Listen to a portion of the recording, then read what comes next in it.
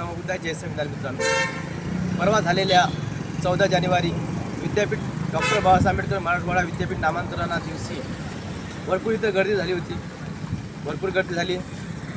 या कमानीवरती हे 3 अक्षर डॉक्टर बाबासाहेब आंबेडकर हे नाव देण्यासाठी हे इथं झालेल्या संघर्षासाठी इथं झालेल्या संघर्षासाठी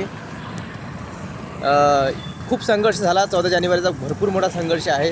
इथं या लोकांनी इथं कोचराम कांबळे, जनार्दन मवाळे असे 17 जणांचं इथं बलिदान झालं, शहीद झालं. त्याच्यासाठी इथं स्तंभ झाला आहे.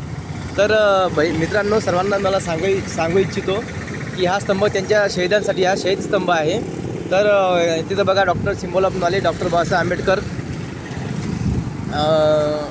इथं शहीद दिनानिमित्त यांच्या शहीदामुळे इथं नामांतरण झालं. इथं यांच्यामुळे इथं डॉक्टर बाबासाहेब आंबेडकर मराठवाडा विद्यापीठ असं नाव देण्यात आलं. फक्त हे नाव देण्यासाठी यांना इथं शहीद झाले. तर या कार्यक्रमासाठी भरपूर इथं गर्दी झाली होती. तर मित्रांनो, इथं गर्दी झाली आणि सर्वात महत्त्वाचं म्हणजे सांगायचा विषय बनवण्याचा असा मुद्दा आहे मित्रांनो, की इथलं मॅनेजमेंट व्यवस्थित नाही. इथं एवढी मोठी गर्दी झाली, एवढं भयानक इथं भीम अनुयायी आले इथं वंदना करण्यासाठी, मानवंदना देण्यासाठी. तर इथं सर्वात महत्त्वाची गोष्ट अशी गर्दी झाली, पण इथं लेडीज लोकांना इथं टॉयलेटची व्यवस्था नव्हती, बाथरूमची व्यवस्था नव्हती. इथं असे कुठं पण जायचे लेडीज वगैरे. माणसाचं काही नाही, आम्ही माणूस कुठं पण जाणार. पण स्त्रियांसाठी काय, स्त्रियांसाठी इथं बाथरूम वगैरे नव्हती, टॉयलेटची व्यवस्था नव्हती. तर मला सांगण्याचा माझा मुद्दा एवढाच मित्रांनो, की इथं मॅनेजमेंट व्यवस्थित नाही.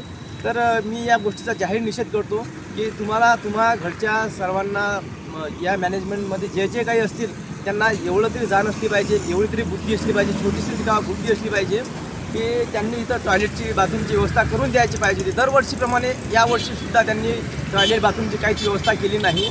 आणि मी या गोष्टीचा जाहीर निषेध करतो मित्रांनो. जय भीम, नमो बुद्धाय, जय संविधान. मित्रांनो, तर व्हिडिओ आवडल्यास नक्की शेअर करा, लाईक करा, कमेंट्स करा. आणि हा व्हिडिओ त्यांच्यापर्यंत गेला पाहिजे, 100% गेला पाहिजे याची तुम्ही खात्री करा मित्रांनो. आणि याची तुम्ही जरा थोडं तरी शेअर करा मित्रांनो, की का बरं तुम्ही असं केलं असं का बरं, म्हणजे काय कारण काय आहे की तुम्हाला जास्तीत जास्त बाथरूमचं एवढी मॅनेजमेंट तुम्ही करू शकले नाही, म्हणजे टॉयलेटची एवढी मॅनेजमेंट करू शकले नाही फक्त स्त्रियांसाठी. अरे आज स्त्रिया कुठं गेल्या आज स्त्रिया आज राष्ट्रपती झाल्या, पंतप्रधान, मंत्री झाल्या, आमदार झाल्या, खासदार झाल्या स्त्रिया. आणि तुम्ही अजूनसुद्धा स्त्रियांसाठी थोडंसं का असं ना एखादं टॉयलेट बाथरूम जर तुम्ही टॉयलेटची व्यवस्था केली असती तर खूप चांगलं झालं असतं मित्रांनो. माझा व्हिडिओ बनवण्याचा एवढाच मुद्दा आहे मित्रांनो. जय भीम, नमो बुद्धाय, जय संविधान. बस.